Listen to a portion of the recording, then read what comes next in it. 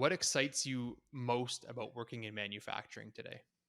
It's funny you bring that up, right? I live in Milwaukee, Wisconsin now, but I moved to the Bay Area in 2015. I feel like any millennial, you wanted to go live in, like, a New York, a Bay Area, whatever it was, right? And I was out there, and probably when I got out there, I was like, oh man, it would be cool to be in tech, right? You look at all your friends that are working at Facebook and Google, but I mean, there's cooler problems to solve in manufacturing right now. Like, you look at all the new technology that's there, how many solutions in manufacturing are software based right now. You look at a lot of robotics companies, they're not reinventing a robot arm. They're making it easier for a robot to say, "Hey, I'm almost as close to the beer as I need to be. I see the beer is right here. Let me go in and reach it and grab that beer now." Right? Like, that's where robots are becoming smarter in that regard. We're building in machine learning and capabilities like that. So, to put it simply, I think it's that overlap of manufacturing and tech where